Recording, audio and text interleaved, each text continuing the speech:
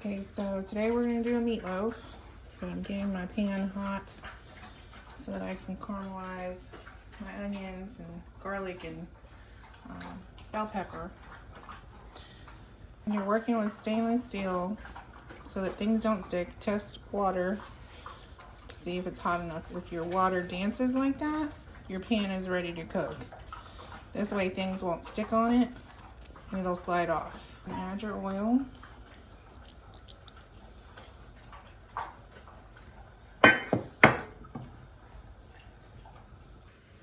Okay, now that the oil is hot, I'm go ahead and take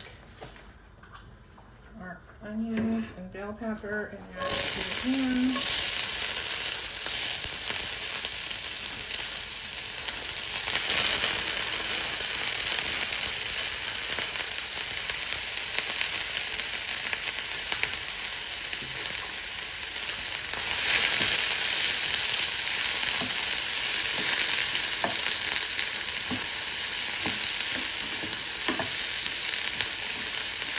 We're going to saute this until it's soft. Because you don't, you now see the color change in the onions. They're not white, they're starting to turn yellow, see-through. Now we're going to take our beef bouillon. We're going to add about a tablespoon, or what, if you're using the cubes, then about 2 of the cubes. Add that in there. We're adding it to this so it can melt because it's like a wet paste. The reason I use this kind is because we don't do MSG in this house. It's an organic one and it's gluten-free. We're just gonna move this around, get it to melt down. And turn down our heat to just above low, so medium low.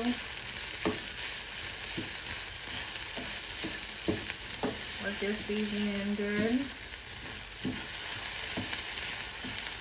And remember, bouillon has salt in it, so we're gonna lower the amount of salt that we add to the meat as well, because the bouillon is providing some salt as well.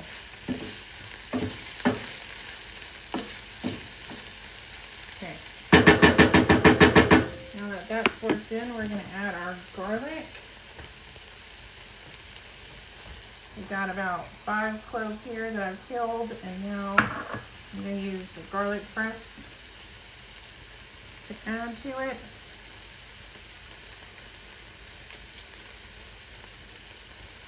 Nice and flip it off. Now, if you're not a huge garlic fan, of course you don't have to use 5 cloves. Add it to your taste. We're big garlic lovers in this house. So you do what makes your house happy.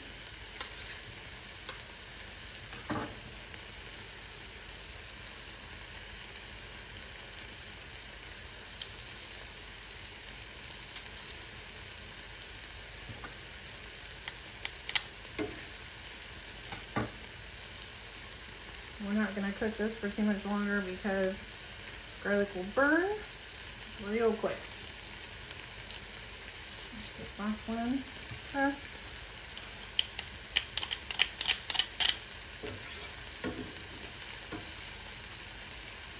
Take the excess out. We don't waste in this house either.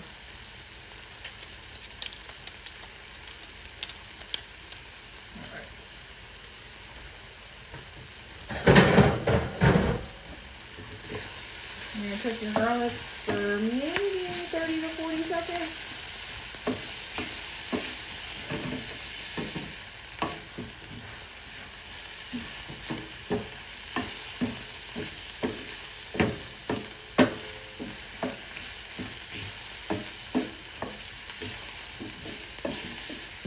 Alright. Now we are going to shut this off from the heat.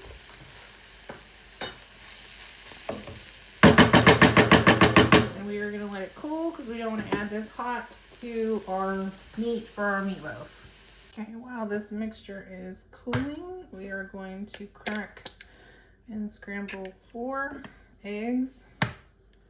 I like to have them room temperature before you add them to the meat. We're also going to pull our meat out of the fridge and let it come to room temperature for about 30 minutes.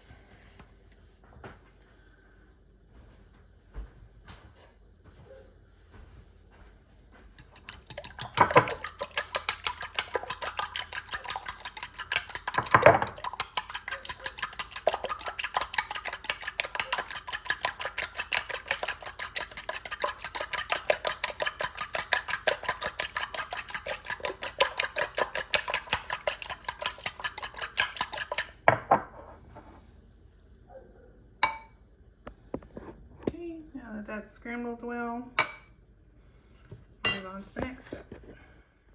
Okay, now we are going to make the topping in advance go on top of the meatloaf. It is 1 tablespoon of brown sugar.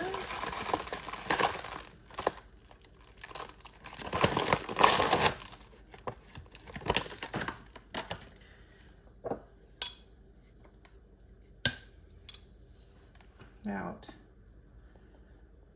2 teaspoons of Worcestershire sauce, and then about 1/2 cup of ketchup, which I'm gonna eyeball. That seems about right. And just mix that.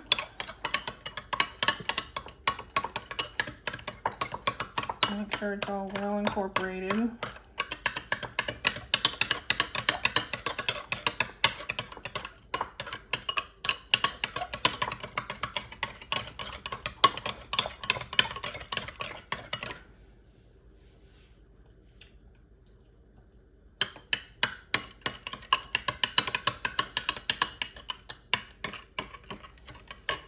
Taste it. If it's not tangy or sweet enough or to your liking, add or reduce whatever you need to.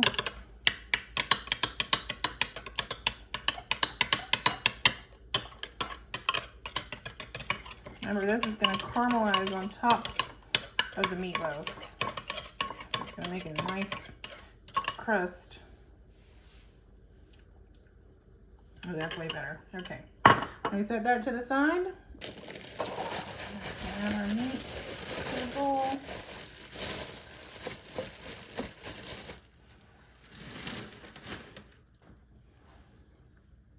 Next, we're going to take onion powder. I know we have onions that we cooked fresh, but I like the extra flavor of the onion powder and garlic powder to it. I like my food seasoned. I'm going to take parsley,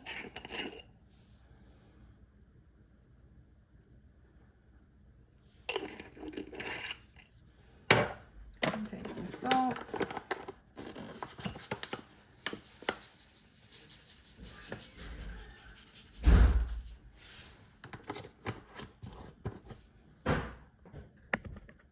okay, we're also going to add some Worcestershire to the actual meat as well. About 4 teaspoons. Then either use a spoon or use your hands. I'm going to use my hands because I want everything mixed well. Make sure your hands are washed. We're going to add in our onions, bell peppers, and garlic as well.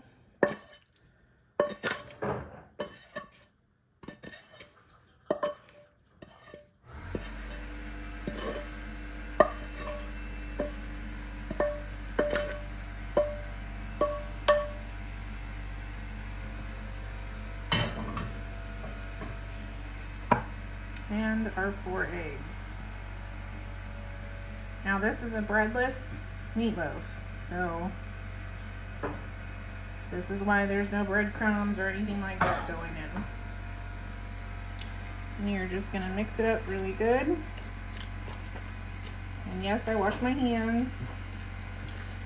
I wash my hands repeatedly while I'm cooking.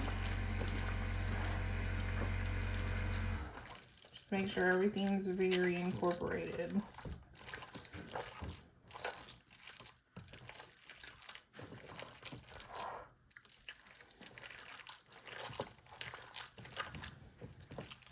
Probably should have used a bigger bowl. It's all right, we'll make it work.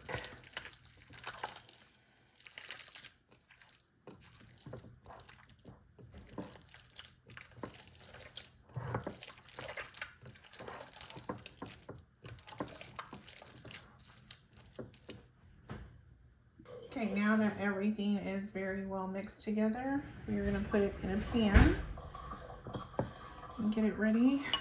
Move this sauce for right now.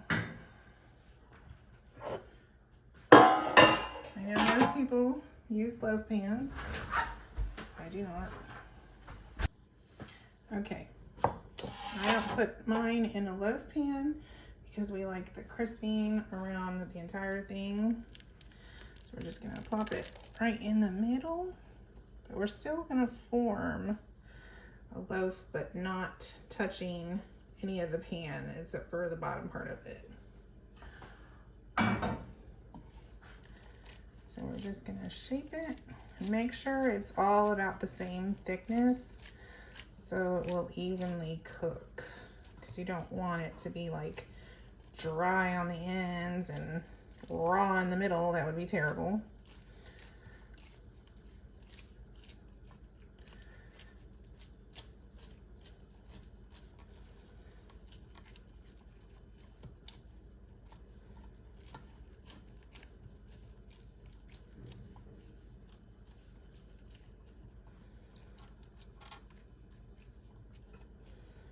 Alrighty, now that I got it shaped out, I'm gonna wash my hands and then show you what it looks like in the pan. Okay, you can see it's all about the same thickness. It's not touching any edge of the pan. Now we're gonna put our glaze on it. Okay, so we're gonna take our glaze and we're gonna just run it, kind of spread it out everywhere. I'm gonna use a sauce brush to even everything out, but to speed up the process, we're gonna kind of just pour it over the top. Okay. We're gonna take our brush and just evenly spread it everywhere. I did forget to tell you that this is 3 pounds of ground chuck. I like to get the sauce down the sides so that there is sauce coating every inch of its exposed parts.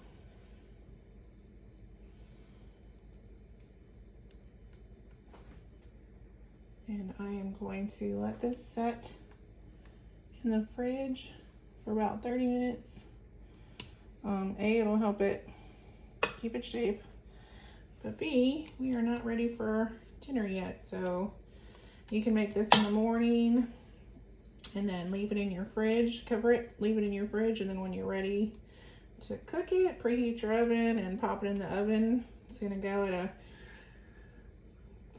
Okay, so we're gonna put this in the fridge. We're gonna preheat the oven for 425 when we're ready to cook it.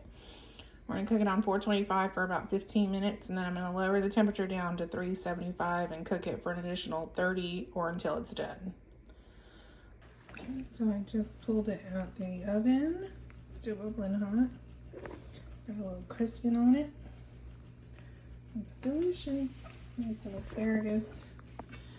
Some mashed potatoes to go along with it. All right, and there you have it. delicious looking plate. Super juicy, all the way cooked through. I'm about to tear down.